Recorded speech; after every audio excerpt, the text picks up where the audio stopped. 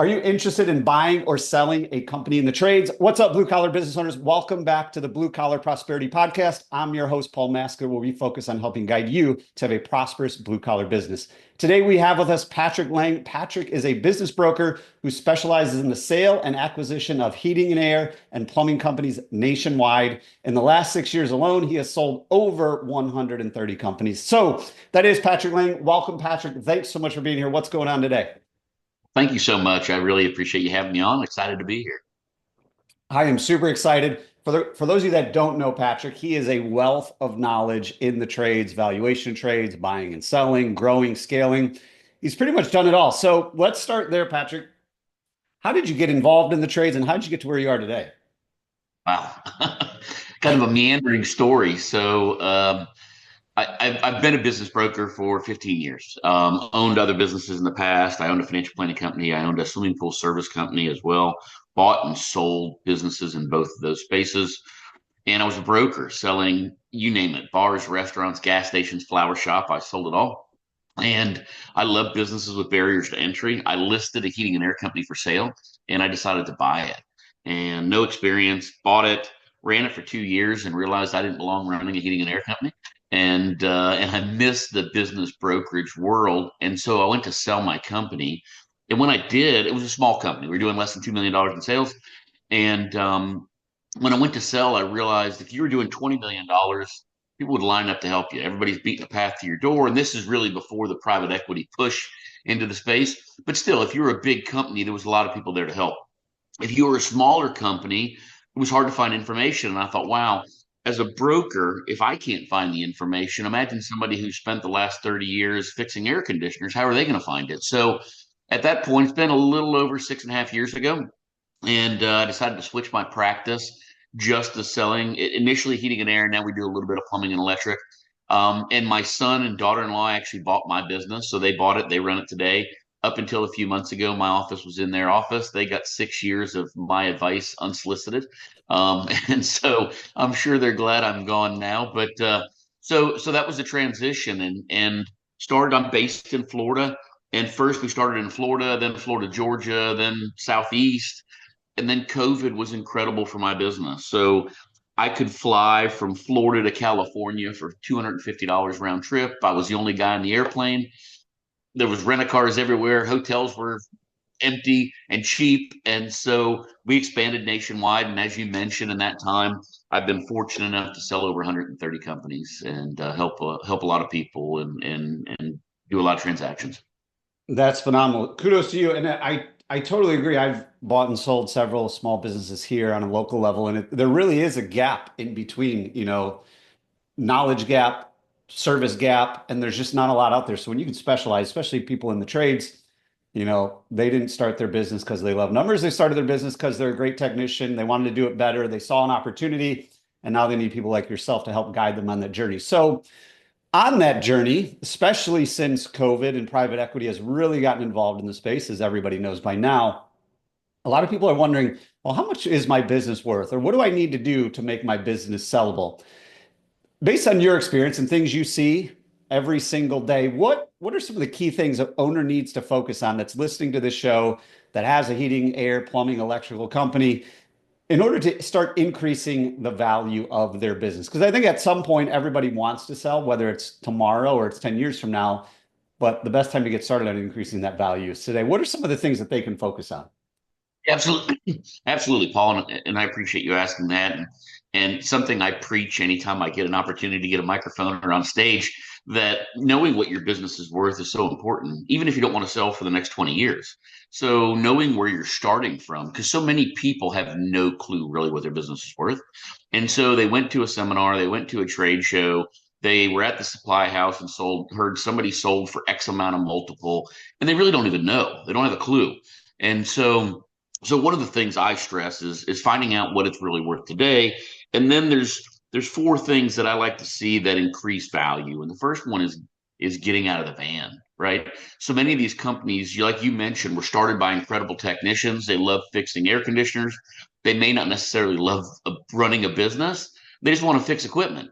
And so they're the best installer, the best service tech, the best salesman the company has. And so they slow down their growth. If the ultimate goal is to sell it for the biggest amount of money you can, you've got to get out of your own way and allow other people to come do the work in the field and focus on managing the business. The second thing is clean books and records. So many people treat their business like it's their personal checking account. And and often they're doing everything they can to minimize taxes. Now, I've been self-employed for 25 plus years, and I understand about tax minimization. But at the same point in time, running a business to sell and running a business to minimize taxes are two different businesses. And so stop focusing on losing money and focusing on how much is it really making and understanding the numbers and doing that with clean books and records. The third thing is a business built on service, repair, and replacement. So developing relationships with their customers, maintenance agreements, actually fixing air conditioners. There's so many companies I see out there now that are box changers, right? They don't fix anything. Everybody gets a new system, whether it's 5 years old, 10 years old, or 20 years old. They're out selling equipment instead of actually giving a customer options and repairing equipment. And I think deepening that relationship leads to a higher sale price. And then the fourth thing, and this one ruffles some feathers when I say it, but staying away from new construction. And I understand that some people can be very profitable in new construction, but buyers are scared to death of new construction. Rightfully so. Most general contractors are not loyal. And if they are, they're loyal to you, the seller. And the minute you sell, that loyalty walks out the window. And now you're just another guy who owns a heating and air company who's giving them a bid. And many of them would slice their own mother's throat to say 50 cents a square foot. So it's a bad spot to be in. So doing those four things, as simple as they sound, lead to drastic increase in selling price. Yeah, and for those guys, I wrote them all down because I think they are so important. You got to get out of the van. You got to have clean books and records. You got to be focused on maintenance agreements, service repairs, long-term relationships, and then get out of new construction. I can hit on all those. We're not going to go into too much, but so many people fall in love with the top line of new construction. Like, oh man, I did $4 million. It's like, well, how much did you make? Well, I didn't make anything. And how much, it's the top line doesn't really do anything if we're not actually making money, which brings you to the other point of drives me nuts as a fractional CFO for these companies is your books and records might be messy, but then you're trying to be profitable, have a valuable business, but also not pay taxes. And you can't have a valuable business and not pay taxes because that means you're not making any money. And last thing I'll hit on these four things that Patrick shared. If you guys aren't following Patrick on LinkedIn or Facebook, he posts like 2 sentence content every day that is like way more valuable than any long form content out there. Because reading it tells me this is exactly what he's dealing with a business right now that's trying to sell or a business that was successful. So guys, look up Patrick on LinkedIn and or Facebook, depending on where you like to hang out, because he posts this valuable stuff every day. So taking that kind of to the next step of where we're at in 2025, it's been like the markets, it's weird that COVID's already like 5 years ago, because at some points it feels like it was yesterday. Other times it feels like it never happened. But the market's been kind of funky the last couple of years. Obviously, during COVID, a lot of people took money out of their house and did replacements, when they didn't have to. Just so there was a lot of accelerated demand during that time. And then companies started struggling. The phone wasn't ringing as much. It turned into more of a repair market. People might got frustrated. But as you see it day in, day out, looking at books, what is your thoughts, feelings on the market, going into 2025? I think it's still strong. I think I think buyers are looking for quality businesses. And if you have a quality business, there's going to be a buyer there. One of the reasons I bought a heating and air company, as I mentioned, I live in Florida. I don't know a husband dumb enough to tell his wife in the summertime he's not fixing his air conditioner, right? I mean, at the end of the day, air conditioning is no longer a want, it's a need in most of the country. So I think the trades are an incredible business to be in, specifically when it's time to sell, because there's always a market there. We've seen some pushback at the upper end of the market. So companies doing $20, $30 million, those prices, those crazy prices that they were paying previously have come down a little bit. The bulk of what I sell are typically companies between 1.5 million and $6 or $7 million in sales. And those companies have stayed strong, and I see no indication of that switching. That's awesome. And it's so true, because it's a need in the economy, right? Like if your air conditioner's broken, you're in the South, or it's summertime anywhere and it's humid, you're not fixing that. And then same thing in the winter. It's the wintertime right now in a lot of places. If your heat goes out, you're not fixing that. You're not going to say, I'm going to go Home Depot, I'm going to go to YouTube and try and figure this out. You're going to call somebody And that's why these companies are so valuable. And AI can't replace someone taking out your system or repairing your system. That's not going to happen anytime soon. So you mentioned, the market's still strong.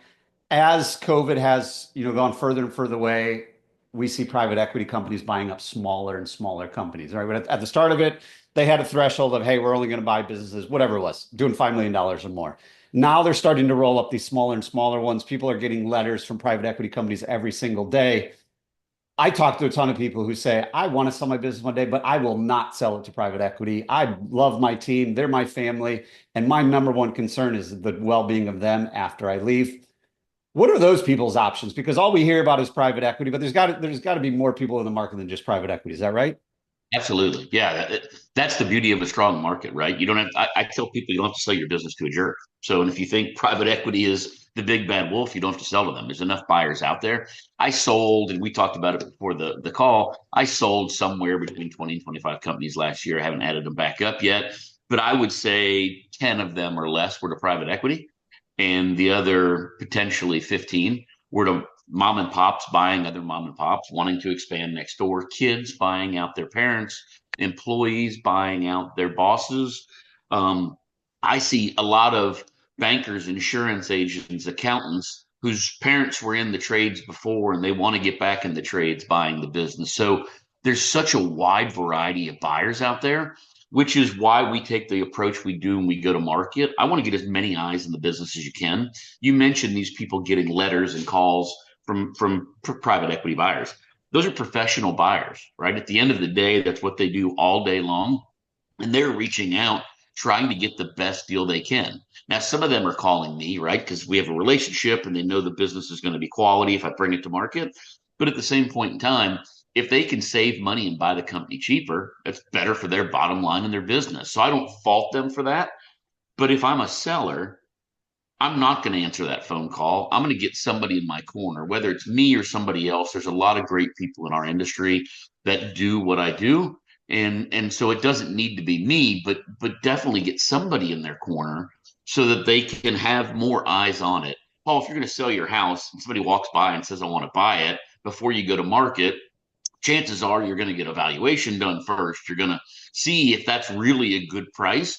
Oftentimes, many sellers in the trades don't. They say, that sounds like a great deal to me. It was more money than I thought it was. I'm going to take it. And they could be leaving a lot of money on the table. Or one thing I say a lot, and you talk about my one liners, and I try to say them just to be simplistic because I'm a simple guy.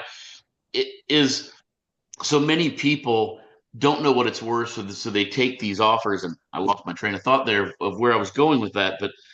But talking about my simplicity.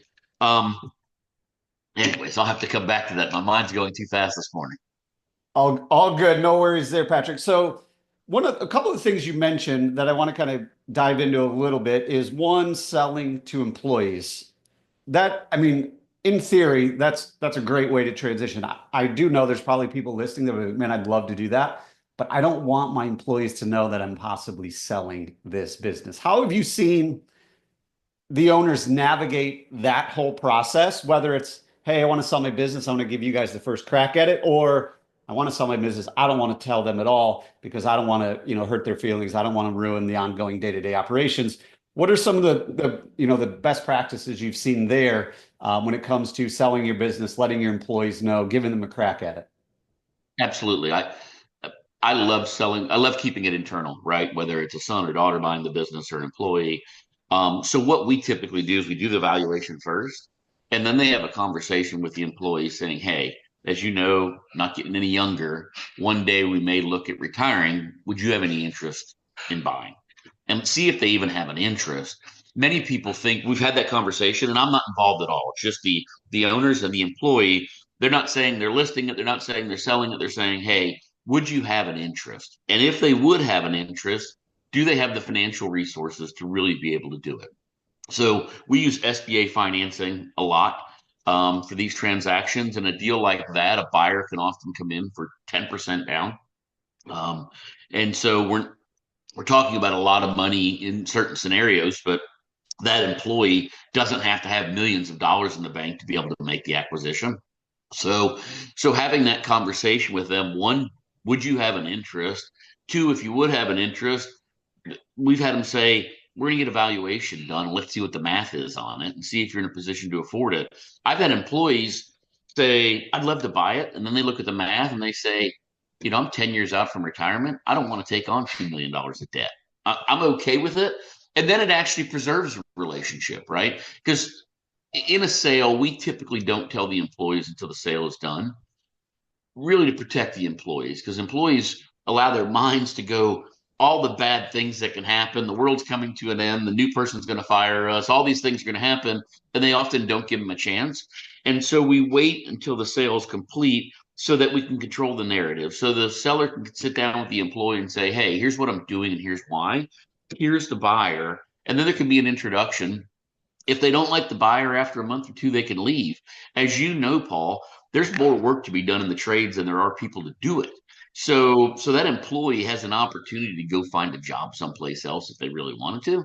And so giving them an opportunity to stay at the same company, drive the same truck, answer the same phone, take care of the same customers, just somebody different signs their check and see if it's okay. And if it is, fantastic, they can stay there. And so we do that once again to protect them, but then out of respect, giving that lead technician or service manager or friend of the family or whoever they're thinking about, I don't advise going to them saying, hey, I'm selling the business. Do you want to buy it? Because then they go into panic mode. We advise, hey, as we're focusing on our future, we want to start looking at these options. Would you have an interest? And many have said no. Several have said yes. And the ones that have said yes, that have the money, we're able to put a deal together.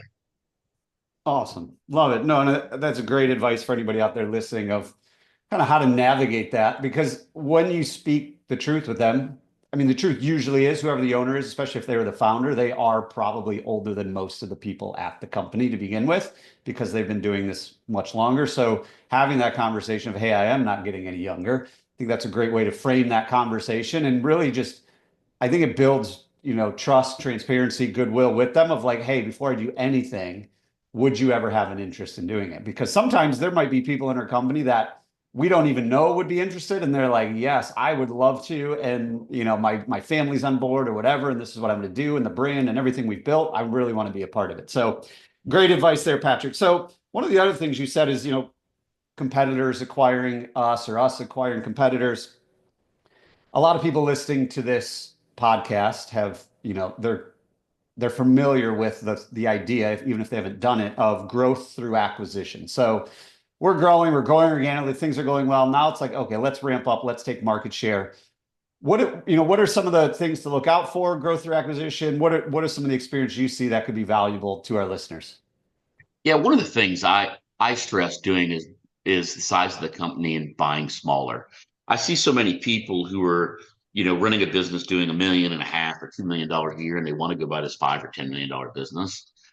Managing a $10 million business is different than running a $1.5 million business, and so oftentimes they're biting off more than they can chew. Second thing you got to keep in mind is culture. So if you've got a great culture, when you go buy a bigger company, that company culture could take over yours, and it may not be as good as you want it. The other part is many people think buying a company just to make the phone ring more is the answer. And if they aren't running what I would classify as a well-oiled machine, if they don't have hiring and training in place, and they don't have marketing in place, and they don't have sales in place, to go buy something that's going to make the phone ring more just creates more headaches. So I really stress, get your numbers in order, get your systems in order, get your people in order. And when you're firing on all cylinders, then it makes sense to go look at acquiring something else to grow faster. Does that answer your question? Yeah, no, that's super helpful because I think, the culture thing is huge. And if you're buying a business that's bigger than you and not ever having the experience of running a business that size is huge. I'm gonna dive into that in a minute. But I do know a lot of people are like, man, we need more leads. Let's just go buy a small company. Let's go buy this. Let's go buy that because it's smaller than us. We get the phone to ring. But to your point, and that's what I stress with my clients, like before we scale anything, let's build a solid foundation. Let's build a structure that can support future growth before we go get future growth. Otherwise, like you said, we're taking a problem and making it bigger instead of solving any problem at all. One of I the see the things, same thing. I didn't mean to cut you off there, Paul, but I see the same thing. A lot of people are watching these bigger companies get into multiple trades. And so they're doing the same thing. They're thinking, we're in heating and air, and if we had plumbing, the world would be perfect. Let's go buy a plumbing company. And they don't know anything about plumbing. And managing a plumber and managing a heating and air technician are two different games. And so it's two different personalities, it's two different business systems. And so once again, make sure your ducks are in a row, make sure you're firing on all cylinders what you've got before you go making it more complex. So sorry to cut you off there. I just wanted No, to add that. I mean, that's great advice and insight for really anybody in the trades, even if you don't, even if it's not the main three, plumbing, electrical, and HVAC. I have conversations with people a lot of time like, I want to grow. What can I do? What else can I sell to my current customers? Hey, I'm in landscaping and should we get into, power washing or should we add Christmas lights or like all these other things? And, obviously the most common example is, hey, we own a plumbing company. Let's add electrical. Hey, we own HVAC. Let's add electrical because then we don't have to sub out the electrical work and we can make more money and sell more things to all of our current customers. But if we haven't figured out how to do the first thing right and really well, and I think a lot of times we as business owners don't really truly understand the size of our market. We think, well, we really can't, we've pretty much maxed out the HVAC in this space. So now let's go add plumbing when usually that's not even the case. They probably own less than 2% of the market because the market is so big in pretty much any area, as long as you're not in, rural America. One of the things you hit on that when I get back into is, buying a company bigger than the experience you have historically. So maybe you're used to running $1 million company, you go buy a $5 million company. There's using this concept or idea, there's a lot of gurus, there's a lot of influencers who are telling everybody that'll listen and they'll sell you courses and they'll sell you anything to teach you supposedly how to do this, which kind of drives me nuts, is super easy. Go buy, max out the SBA, go buy a $5 million company. You can go from software engineer to blue collar owner. You'll make millions of dollars. Life will be great. I've talked to way more people where it hasn't been great compared to people that are like, yes, this was amazing. You see this stuff every day. How have what has been your experience in people entering the trades with no trades experience, going from corporate America to plumbing company owner and, trying to figure it out? Yeah, I think a lot of it has to do with the person, the work ethic. The trades is not an easy business to get into, right? I mean, you got to work hard. And so I think a lot of people attend the seminar, listen to the guru and say, it's the same one. I'm gonna buy this trades company and they're gonna sell or finance the whole thing and no money down, and they're gonna stay and run it for me for 2 years and all this craziness. So I see it a lot.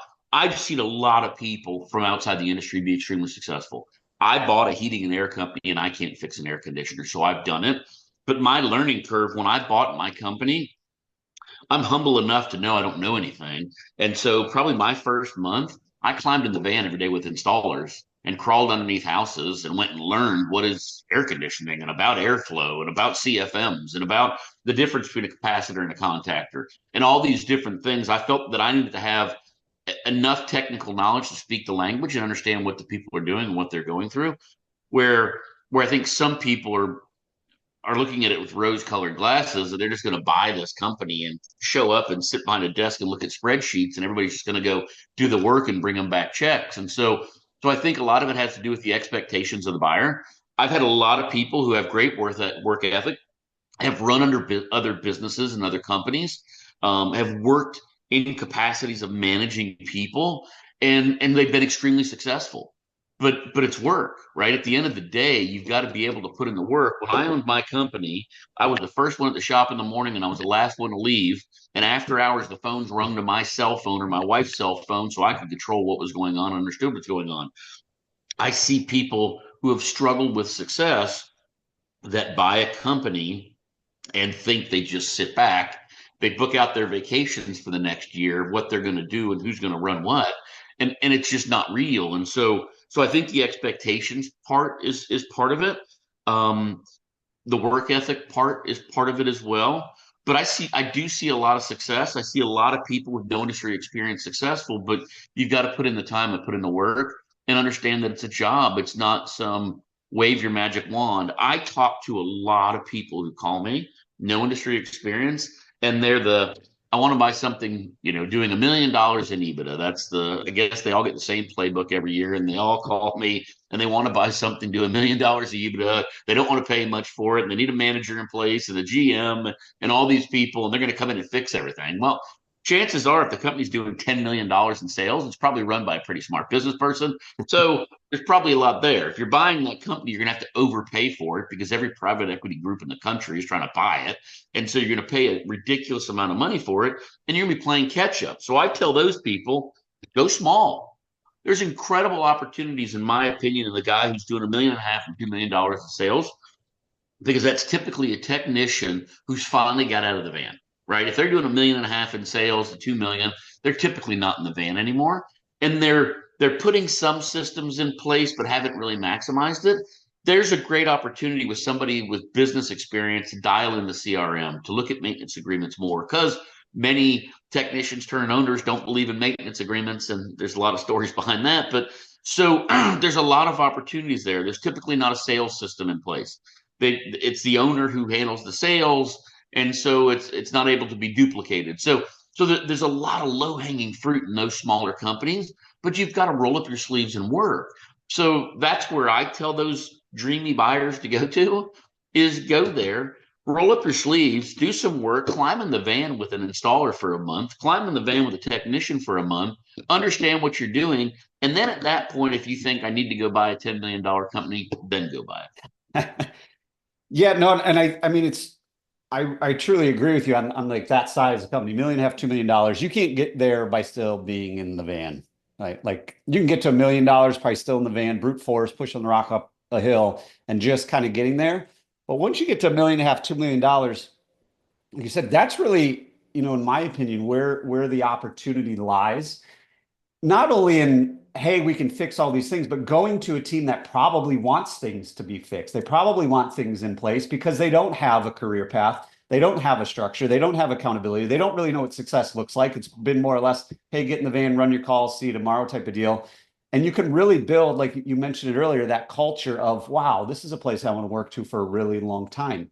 But again, to your point, you got to be all in on the one leading that charge, building the culture, showing them, hey, I'm just like you and I want to work on this together, versus the person that just wants to sit back, crunch numbers, look at spreadsheets, and have people deliver checks. So as we start to wrap this up, Patrick, we talked about a lot of things, but I want to get one last thing from you, that if our listeners could do one thing within the next 24 hours to start to increase the value of their business or move their business forward, what would be that one thing you recommend them do? Get a valuation done. Perfect. And who do they contact to get that valuation done? Obviously, I'm biased on who you should call, and here's why. Paul, I have so many meetings, and I have a YouTube channel, and so I love people to go look at my videos. And I have a video on there. It's called "Your Baby's Ugly," and I did it kind of as a joke, but kind of as a way for me to deal with horrible conversations that I have. So I can't tell you how many kitchen tables I've sat at with husbands and wives, 60, 70 years old, and this is their retirement, and they're so happy for me to be there to talk about selling their business, and I have to look at them and say, "Your baby's ugly. What you've spent your entire life building has zero value." And it will rip your heart out having that conversation, and then having it over and over and over and over. Those Most people don't know who to ask. They don't know where to go. So they go to a seminar or a trade show. Somebody flashy gets up on stage and says, "I sold my company for 20-time multiple." Half of them are lying. And I preach, and I said this in one of my posts the other day, don't believe it if you don't see the check. People talk about all these great multiples and what they've done, and they don't bother. Nobody brags about the bad deal they got. So finding out what it's worth, you can do it on my website. On my website, there's a link, click here to find out what your business is worth. And it's a range, right? It's not in depth. It's not intrusive. It's not a spammy thing. We're not going to follow you up with 25 phone calls. It's for people to get an idea of where it is. Because when I have a first phone call with a seller, I'll ask them, what does the check need to say for you to walk away? What are you thinking it's worth? And most of them say, I don't know. I'm not a broker. I don't know what it's worth. That's why I'm calling you. But I'll say, kind of in your own eyes, what do you think? A company doing $1 million in sales, I've had people say, I hope it's worth $50,000. And I'd have people say, I'm not going to leave for less than 5 million. Well, I'm good, but I'm not that good. And so if that person would have known 5 years ago what it took to get to 5 million, it would have been a better conversation with them. It's so true. It is so true because I promise you, probably everybody that owns a house in America, they check their house on Zillow at least once a year to know what it's worth. Otherwise, you'd be like, all right, I'm ready to sell my house and move to Arizona, and then you have no idea what it's worth. That's not, that's not being a good steward of your home. So be a good steward of your business. It's funny when you mentioned calling your baby ugly. I didn't even know that you knew Neil Isaacs, Patrick, but Neil Isaacs is a good friend of mine. He's a local business broker here in the Raleigh area. And him and I chat frequently. And one of the conversations still sticks in mind. He's like, when I got into business brokerage, I thought I was just going to tell everybody how great their business is and here's what it's going to sell for. And he's like, I realized 95 times out of 100, I'm the one telling their business isn't sellable or it's not sellable for what they want. So couldn't agree more to get that valuation. Patrick Lange, thanks again for coming on the show, sharing your journey and providing a ton of actual advice, insight, wisdom for all the blue collar business owners out there as we continue our journey to prosperity. But before we sign off, Patrick, where is the best place for our listeners to go to keep in touch with you and reach out about the valuation, buying a business, selling a business? What's the best way for them to get in touch with you? As you mentioned, I'm active on social media, LinkedIn and Facebook. Certainly connect with me there. My website, businessmodificationgroup.com. They can visit my YouTube channel. I've probably have 70 or 80 videos on buying and selling in the trades on there as well. So, and my number's everywhere. My number's posted on everything I have. So don't hesitate to reach out, call me. I'm happy to answer any questions I can and help point them in the right direction. Awesome. Look him up, guys. Patrick Lange. Lange is spelled Lange. His content is probably one of my favorites because it's literally you can consume it in 10 seconds, but it makes a huge impact. Patrick, thanks again for coming on the show today. Thank you so much for having me. I had a great time.